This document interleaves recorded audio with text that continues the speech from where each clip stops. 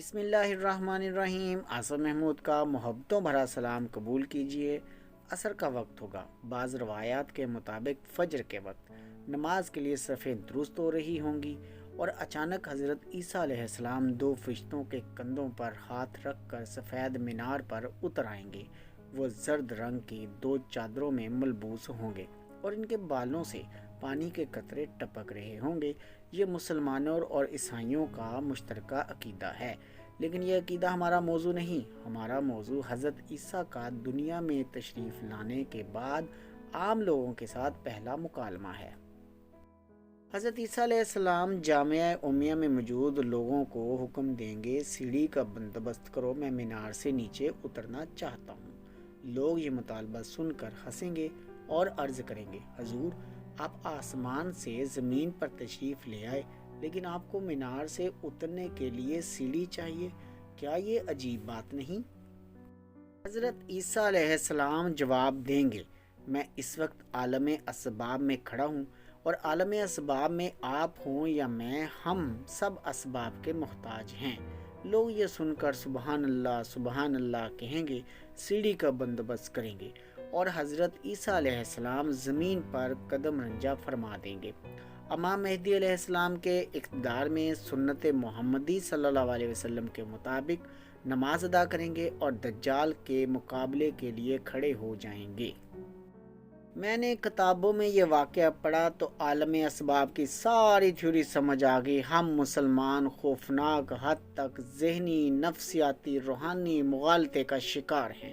ہم پوری زندگی روحانی معجزوں کا انتظار کرتے رہتے ہیں اور اس انتظار میں یہ تک فراموش کر بیٹھے کہ حضرت عیسیٰ علیہ السلام کلیم اللہ تھے۔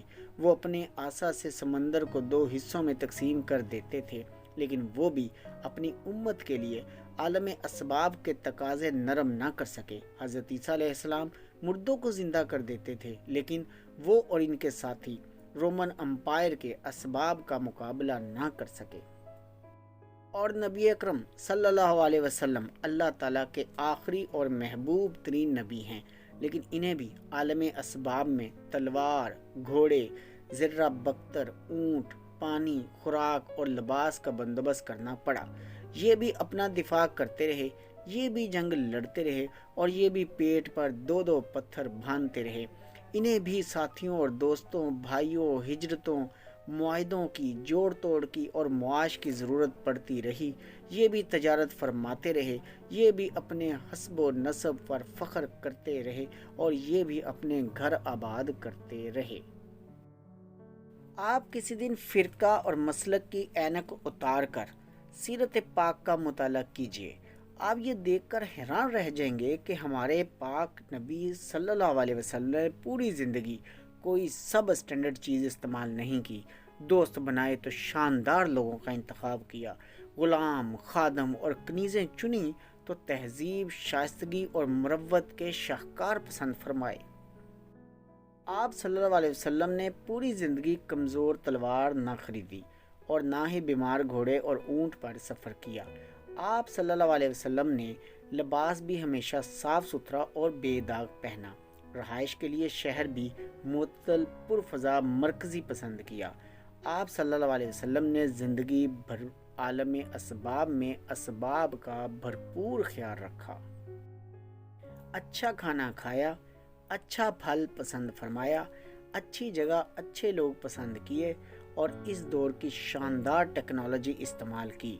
اور اب غور کیجئے، عرب حملہ آوروں سے مقابلے کے لیے شہر سے زیادہ دور نہیں جاتے تھے، لیکن آپ صلی اللہ علیہ وسلم نے جنگ بدر کے موقع پر مدینہ سے 156 کلومیٹر دور بدر کے میدان میں خیمہ زن بھی ہوئے۔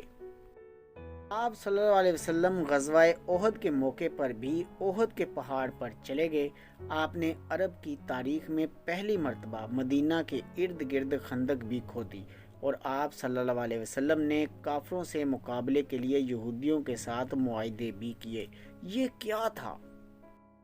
یہ عالم اسباب میں اسباب کی بہترین مثالیں ہیں۔ نبی اکرم صلی اللہ علیہ وسلم عالم رواح میں چند سیکنڈ میں معراج سے مستفید ہو گئے۔ وہ واپس آئے تو وضو کا پانی گرم، دروازے کی کنڈی ہل رہی تھی۔ आपने उंगली के इशारे से चांद के 2 टुकड़े भी कर दिए, लेकिन आप सल्लल्लाहु अलैहि वसल्लम जब असबाब में वापस आए, आप सल्लल्लाहु अलैहि वसल्लम का दंदान मुबारक भी शहीद हुआ, आप सल्लल्लाहु अलैहि वसल्लम ज़ख्मी भी हुए, आप सल्लल्लाहु अलैहि वसल्लम को भूख, प्यास, गर्मी, सर्दी भी महसूस होती रही, आप सल्लल्लाहु अलैहि वसल्लम की छत टपकती रही, आप सल्लल्लाहु अलैहि वसल्लम बीमार भी हुए, आप पर जहर का असर भी हुआ, आप सल्लल्लाहु अलैहि वसल्लम जादू के असर से निकलने का बंदोबस्त भी करते रहे और आप गुर्बत बीमारी से पनाह भी मांगते रहे। ये आलम असबाब के वो सबब हैं जिनसे कोई जी रूह आज़ाद नहीं हो सकता। अगर आप वजूद रखते हैं, आपकी गर्दन पर सर मौजूद है, तो अगर आप सांस ले रहे हैं तो फिर आप नबी हों, वली हों या आम इंसान हों, आप आलम असबाब के तमाम असबाब के मोहताज हैं। आपको फिर मीनारे ईसा से उतरने के लिए भी सीढ़ी की ज़रूरत पड़ेगी। आपको हज़रत हमज़ा की शहादत भी तकलीफ़ देगी। फिर आप वालदा की कब्र पर आंसू भी बहाएंगे। आपको फिर अच्छी तलवारों, अच्छे घोड़ों, अच्छे ऊँटों और ट्रेन फौज की ज़रूरत भी पड़ेगी। आपको भी शफाफ पानी, अच्छी खुराक, ताकतवर कानून, तेज़ रफ्तार इंसाफ, माहिर डॉक्टर्स, मियारी तालीम, रवां सड़क और शानदार लाइफ स्टाइल की ज़रूरत होगी। और आपको भी सर्दी, गर्मी, वबा तीनों का मुनासिब बंदोबस्त भी करना पड़ेगा। अब अगर आलम असबाब में हैं तो फिर हमें असबाब का इंतज़ाम करना होगा। फिर हमें तरक्की याफ्ता कौमों की तरह सबक को स्टेट ऑफ आर्ट बनाना होगा। हमें फिर ऐसी सीढ़ी का बंदोबस्त करना होगा जो हज़रत ईसा अलैहिस्सलाम को मीनार से उतार सके। ऐसी दवाएं भी ईजाद करना होंगी जो उम्मत मुसलमा को सेहतमंद रख सके। हमें ऐसी टेक्नोलॉजी भी ईजाद करना होगी जो सर्दी में गर्मी और गर्मी में सर्दी पैदा कर सके। हमें इंसानों के सुकून और आराम का बंदोबस्त करना होगा। हमें कुर्राए अर्ज़ पर दम तोड़ती हयात का ख्याल भी रखना होगा। हम कैसे मुसलमान हैं? हमें अल्लाह ताला ने असबाब की दुनिया में भेजा, लेकिन वहाँ असबाब ही से मुंह मोड़ बैठे हैं।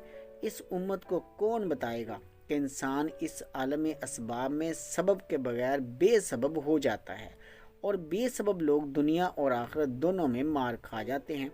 आपको यकीन ना आए तो आप हलब के मुसलमानों को देख लीजिए।